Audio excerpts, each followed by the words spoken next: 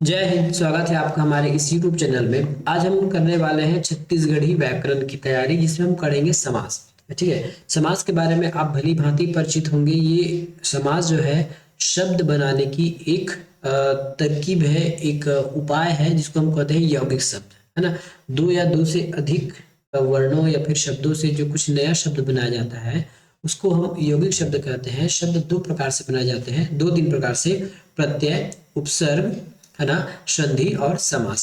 ठीक है, तो इन सभी तरीकों से हमको नए शब्द बनाने की नए शब्द बनाने का तरीका है, या फिर इन्हीं से नए शब्दों का निर्माण किया जाता है। मूल शब्द में कुछ हेर फेर करके हम इन्हीं तरीकों से शब्दों का निर्माण करते हैं। चलिए आज का क्लास शुरू करते हैं।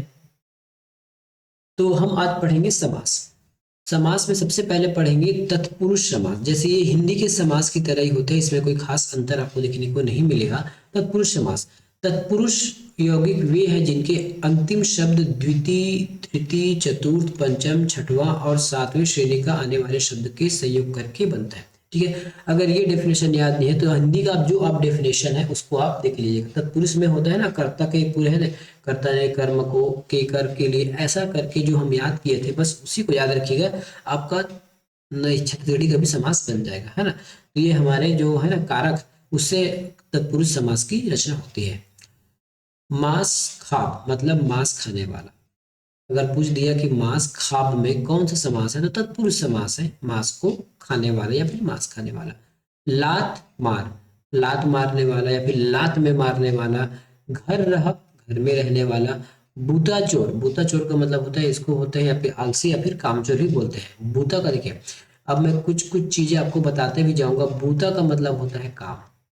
ठीक है, छत्तीसगढ़ी में काम को हम बूता कहते हैं। क्या कहते हैं, अच्छे से लिख देता हूँ। बूता मतलब होता है हमारा, ठीक है, काम को ही बूता कहा जाता है। धन लोभ का मतलब हो चाहे लालची, धन का लोभी। राजदंड, राजा के द्वारा जो दंड दिए जाते हैं उसको राजदंड कहते हैं।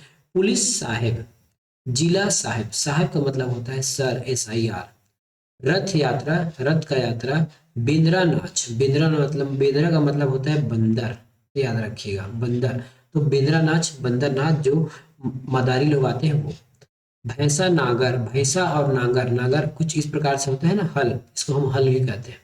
यदि इसमें भैंसा को बांध दिए दोनों साइड तो ये भैंसा नागर, बैल को बांध दिए तो बैल नागर। राउत नाचा मतलब राउतों का नाचा। मतलब ये आज जिसमें कारक लगा हुआ आपको प्रतीत हो वो हमारा तत्पुरुष समास कहलाएगा। अगला है द्विगु समास। जैसे हिंदी में हमको नियम याद है कि जो द्विगु समास है उसमें संख्यावाची होता है, जो पहला शब्द है वो संख्यावाची होता है। द्विगु यौगिक वे हैं या फिर द्विगु समास उसे कहते हैं जिनकी, देखिए यौगिक इसी शब्द लाया गया है। संधि समास या जिनसे भी नए शब्द बनाए जाते हैं उसको हम यौगिक कहते हैं। जैसे उसमें पढ़ते हैं ना साइंस में, दो तत्व जब मिलते हैं तो उसको यौगिक कहते हैं। बस सिर्फ यहाँ भी नियम है। इसमें पहला शब्द आपका संख्यावाचक होता है, जिसने समूह का बोध कराता है। कई व्याकरणों के में इनका कर्मधारय का भी, कभी कभार इसको हम कर्मधारय के नाम भी दे देते हैं, लेकिन वास्तविक में द्विगु समास है। उदाहरणतः त्रिलोक, यहाँ देखिए त्रिलोक मतलब तीन लोग, तीरलोक, त्रिलोक को कहते हैं तीरलोक।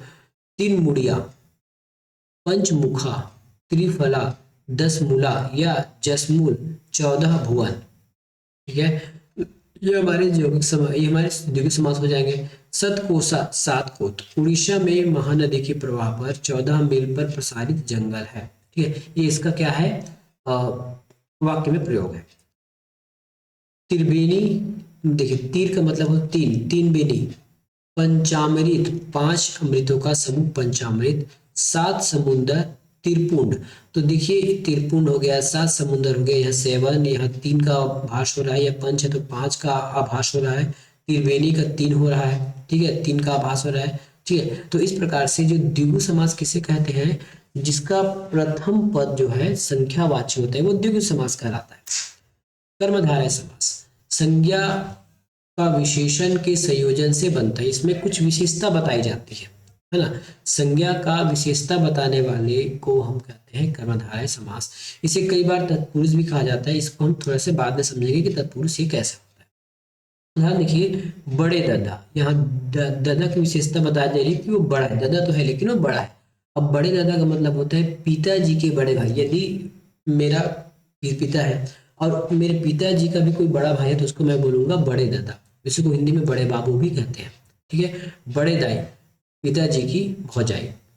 बामन देवता, देवता तो है लेकिन कैसा, बामन देवता। माता है लेकिन कैसा है, गौ माता। ये हमारा कर्मधारा हो गया। महापुरुष, पुरुष है लेकिन स्पेशल पुरुष है, महापुरुष है। ठीक है।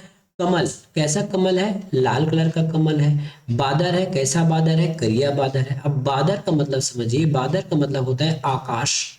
वैसे ये आकाश हम साफ सुथरे आकाश के लिए उपयोग करते हैं, बादर का मतलब होता है पानी वाला बादल। ठीक है, पानी वाला बादल को हम कहते हैं करिया बादल। गाय, दूहा गाय, दूहा गाय का मतलब होता है वैसा गाय जो दूध देती है। ठीक है। भात दूध, इसको हम दूध भात भी कहते हैं। भाई दादा, बड़े भाई। उजल, बुरा आदमी और कपूत। ठीक है, अब देखते हैं बहुब्री समास के बारे में चर्चा करेंगे। ठीक है, बहुब्री समास के बारे में तो जैसे आपको हिंदी में पता है कि किसी तीसरे अर्थ में निकलता है ना, जो वास्तविक में दिया रहता है वो उस मतलब नहीं रहता, किसी तीसरे अर्थ को प्रकट करता है हमारा बहुब्री समास। बहुब्री योगी में से दो शब्दों खुद का कोई महत्व नहीं होता, परंतु किसी तीसरे के बारे में वो बताता है, इंगित करता है। जैसे सब देखैया, है ना, कि सब दिख रहा है, तो सब कौन दिख रहा है, भगवान। ठीक है। पार लगैया, पार कौन लगाएगा, भगवान। दुख हरैया, दुख कौन हरेगा, भगवान। अब हम कहते हैं कि हमारे दुख हरने वाले आ गए, मतलब भगवान आ गए। पार लगैया वाले आ गए, मतलब पार लगा रहे। सब दिख रहा है, वो ऊपर बैठ के सब दिख रहा है, इसका मतलब है भगवान के बारे में चर्चा हो रही है। तिलोचन या फिर तिरलोचन, देखिए कई बार इसको हम द्विगु भी मान लेंगे और तिरलोचन भी मान लेंगे। तो यदि ऐसा दोनों चीज आए तो आपको बहुब्री लेके चलना है शिव, क्योंकि तीर लिखवा है, तीर है ना, यहाँ भी तीन है, तो ये बहुब्री भी हो सकता है और हमारा द्विगु भी हो सकता है। बंशा वाला, बंशा वाला मतलब बंसी, बंशा का मतलब होता है मुरली, तो मुरलीधर कृष्णा, धनुर्धारी रामचंद्र जी, और दुगोड़िया का मतलब होता है मनुष्य, मतलब दो पैर, गोड़ का मतलब होता है पैर ना, तो दुगोड़िया को कहते हैं मनुष्य। अब आता है द्वंद्व समास। इस समास में दो या दो से अधिक समन्वय होता है, सेम सेम, जैसे हिंदी में हम जैसे पढ़ते हैं ना समान वाला, और या फिर हाइफन जो बीच में लगा रहता है उसमें, और इनके दोनों जो पद है वो लगभग लगभग समान इक्वल हिस्सा रखते हैं। माई पिल्ला, माई और पिला, माँ और बच्चे। पूंजी पसरा, संपत्ति। ठीक है। खवई पिए, खाना और पीना। धुर्रा धुका, आंधी को बोलते हैं धुर्रा धुका। ठीक है। गुरु और चेला, खेत और डोली, रोटी और पीड़ा, दोनों एक ही शब्द को बता रहे हैं। गाड़ा, झांझर, गांटिया। ठीक है। पंजी पुसरा, भूख प्यास, नाती पंथी, कर धर्म करम, मामा भांचा, लडुआ पपची या फिर बड़ा सवारी। ठीक है। सुहारी का मतलब होता है पूड़ी, सुहारी का मतलब होता है पूड़ी, याद रखिएगा। तो ऐसे जो शब्द है जो सेम सेम बात को बताते रहते हैं, है ना, ना छोटा ना बड़ा, दोनों दोनों पद समान होते हैं, इसको हम कहते हैं द्वंद्व समास। नेगी जोगी पांडे प्रधान, दरबार के चार प्रमुख व्यक्ति होते हैं, नेगी जोगी पांडे प्रधान, कभी कुछ दिया जाए तो आपको याद भी होना चाहिए। अगला है हमारा अव्ययी भाव समास, जो कभी खर्च ना हो।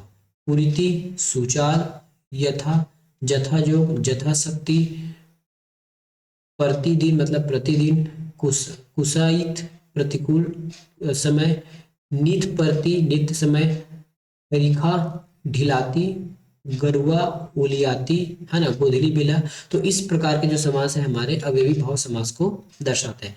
अब देखिए प्रश्न किस प्रकार से एग्जाम में पूछा गया है। रंधनी खोली में कौन सा समास है, रंधनी के लिए, रंधने के लिए खोली, कहीं ना कहीं आपकी ये कारक को दर्शा रहे हैं ना, रंधनी के लिए खोली मतलब इसका मतलब होता है रसोई घर, रसोई घर मतलब रसोई के लिए घर। क्या कहा हमने, रसोई के लिए घर। तो ये कौन सा समास हो जाएगा हमारा, रसोई के लिए जो घर है वो कौन सा समास हो जाएगा, तो ये हो जाएगा हमारा तत्पुरुष समास। ठीक है, कौन सा समास में आ जाएगा ये आएगा हमारे तत्पुरुष समास में। ठीक है, तत्पुरुष समास में ही आ जाएगा। अगला प्रश्न क्या है, पढ़िए। अगला प्रश्न, हाँ, इसका लगाते हैं हमारा तत्पुरुष समास। ठीक है। अगला प्रश्न है बोकरा और छेरी कौन सा समास है। ठीक है, बोकरा और जो छेरी है ये हमारे द्वंद्व समास है, क्योंकि दोनों सेम है। अभी बोकरा छेरी का मतलब होता है बकरा बकरी, बकरा, और ये हो जाएगा बकरी। अगला प्रश्न, इसमें से द्वंद्व समास का उदाहरण कौन सा है? त्रिलोक, अ, बरसुहारी, त्रिलोचन या फिर राउतनाचा। ये हमारे तत्पुरुष है। ठीक है, त्रिलोचन को हम त्रिलोचन मतलब तीन लोचन, इसको हम भगवान शिव भी कह सकते हैं, और त्रिलोचन है ना, तो हम फिलहाल इसको बहुब्री मान के चलते हैं, बहुब्री। और त्रिलोक मतलब तीन लोक, इसको हम द्विगु मानते हैं, द्विगु। और ये बरसुहारी हमारा हो जाएगा द्वंद्व समास। ठीक है, अगला प्रश्न, सतलोका में कौन सा समास है? देखिए, सतलोका मतलब सेवन, और ये कहाँ पे है? द्विगु समास, जिसमें संख्यावाची हो वो द्विगु समास है। धान कोठी में कौन सा अर्थ है? मतलब धान के लिए कोठी, तो ये होना चाहिए हमारा तत्पुरुष समास। ठीक है, धान कोठी होना चाहिए तत्पुरुष समास, जिसमें आपके कारक को दिखाया जा रहा है। ठीक है, यदि आपको हमारा वीडियो पसंद आ रहा है तो जरूर चैनल को सब्सक्राइब और लाइक कीजिएगा। और यदि आपको अच्छे से हिंदी पढ़ना है, ठीक है, बिना किसी दिक्कत के, पूरा फ्री में, तो हमारे इस YouTube में कुछ वीडियो पहले से रखे हुए हैं। यदि आपको हिंदी की तैयारी करना है, जैसे ईडीओ में हिंदी 30 नंबर का पूछेगा, तो हम पूरा तैयारी आपको फ्री में करा सकते हैं, उसका एक भी पैसा आपको नहीं लगेगा। ठीक है, यदि कोई ऐसा इच्छुक हो तो जरूर हमको कमेंट कीजिएगा, आपकी प्रतिक्रियाओं पर जरूर हम अपना उत्तर रखेंगे। माई पीला में कौन सा समास है? तो माई और पीला ये हमारे द्वंद्व समास हो जाएंगे। क्या हो जाएगा? द्वंद्व समास हो जाएगा। तो ये थे आज का हमारा वीडियो, जो समास के ऊपर आधारित था। मिलेंगे किसी और चैप्टर में, और हमारे से यहाँ से कुछ छत्तीसगढ़ी व्याकरण से कुछ कुछ पद और बचे हैं कंप्लीट कराने के लिए। ये सारे पीएससी एग्जाम से पहले सब कुछ खत्म हो जाएगा, 1-2 दिन पहले का। ठीक है, मिलेंगे नेक्स्ट वीडियो में। धन्यवाद।